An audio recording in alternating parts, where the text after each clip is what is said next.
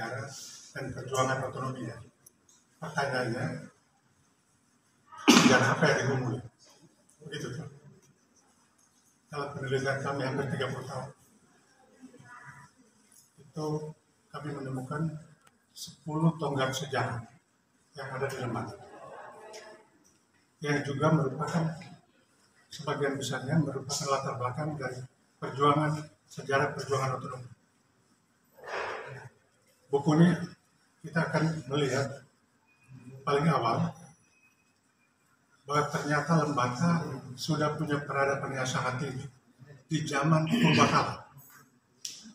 Orang Lembata lewat Rata Watung biasa-biasa saja. Orang Loleba lewat di Pantai Polres biasa saja. Orang Kedang ke Liangkuen biasa saja. Tapi disitulah bukti peradaban tinggi dari Lembata di zaman Nirleka, di zaman purbakala. Dan itu usianya sudah sangat panjang, antara 1000 sampai 4000 tahun. Itu menurut ahli ya. Sehingga tonggak sejarah pertama yang dikupas adalah sejarah purbakalaan Lembata. Kemudian sejarah migrasi dan asal-usul suku-suku di Lembata.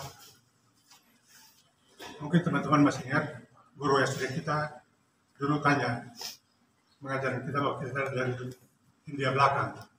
Tapi begitu kita balik tanya Hindia Belakang ada di mana, guru itu tahu. Nah, dalam buku ini dikupas dari Hindia Belakang seperti apa, dengan apa mereka datang, melewati apa datang, sehingga di mana, pindah kemana lagi, cukup lengkap dalam buku ini. Jadi ya, saya tidak akan menyebut banyak contoh yang dibaca dalam buku, tapi orang akan tahu misalnya di sini suku Masando,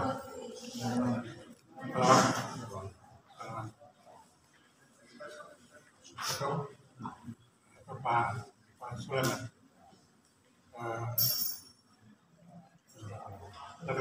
Tadapura jelas bahwa mereka menurut kisah itu dari dulu, tapi Sabaleku itu dari Sikapaga. Begitu kita telusuri terus, ternyata mereka bukan dari Sikapaga.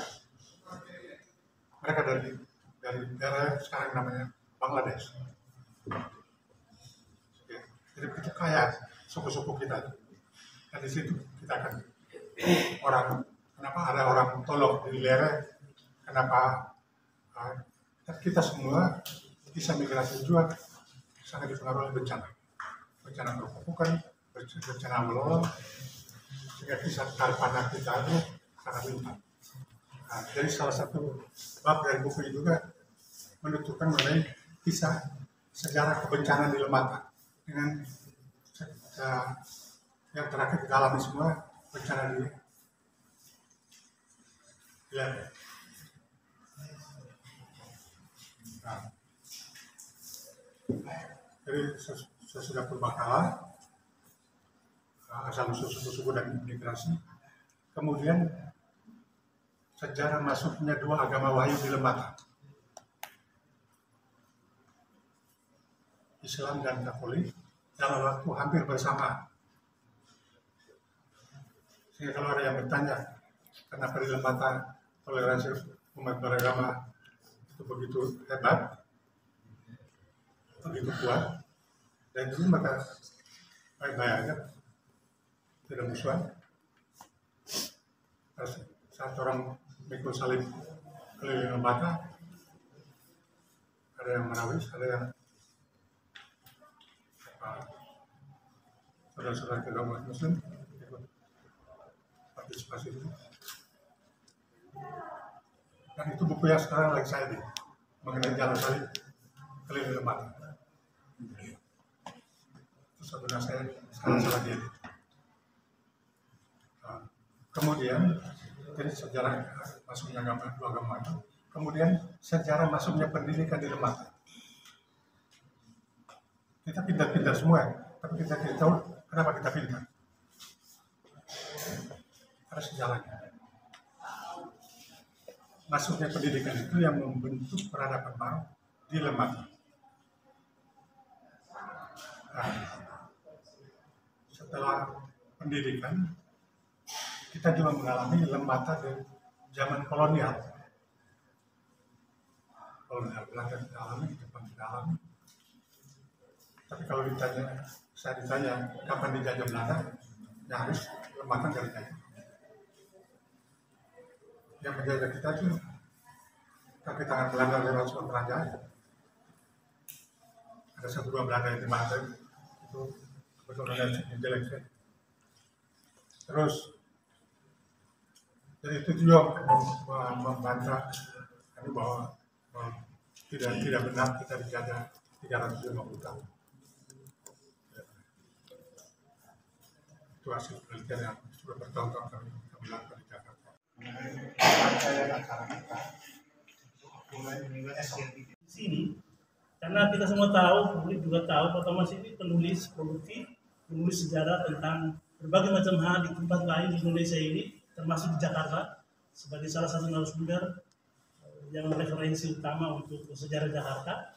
Dan karya beliau kali ini, yang judulnya terpampang di depan kita ini, merupakan karya yang monumental dan legendaris, karena akan mengetengahkan banyak hal, cerita tentang sejarah perjuangan Lembata dan otonominya, sehingga perlu sekali dilakukan kegiatan launching di Lembata ini.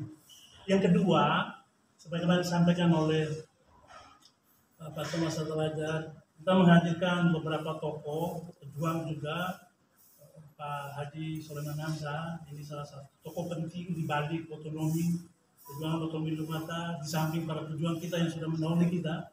Tetapi suksesi otonomi Lembata menjadi kabupaten itu salah satu aktor utama di balik layar yang tidak banyak orang tahu, yaitu Pak Haji Soleman Hamzah.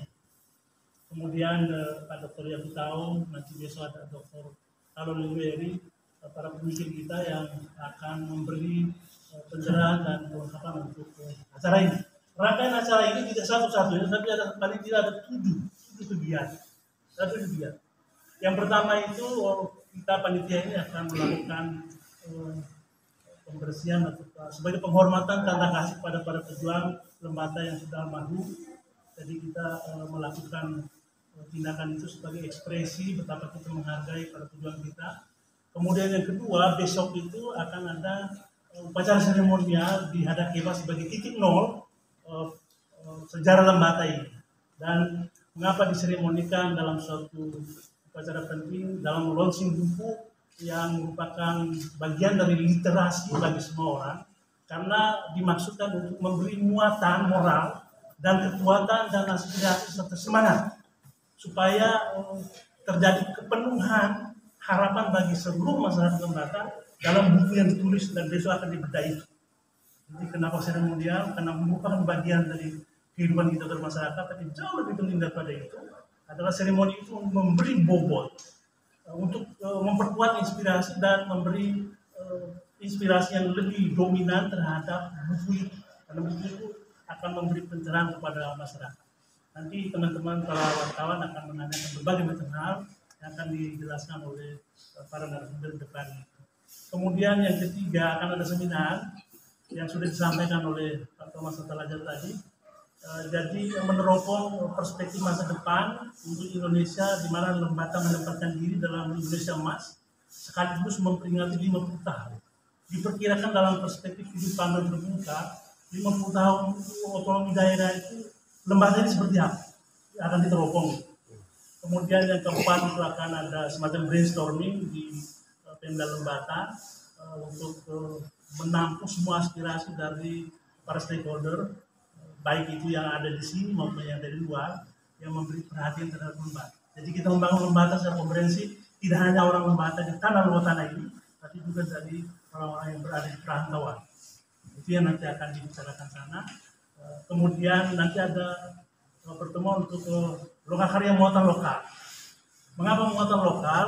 Itu untuk memberi bobot juga sebagai kompas moral bagi anak-anak muda kita, supaya generasi Lembata ini berjalan ke depan, dia tidak lupa akan sejarah dan budayanya. Karena bangsa yang kuat, suatu rakyat yang kuat itu didukung dan ditopang oleh kekuatan moral karena dia mengerti sejarah budaya.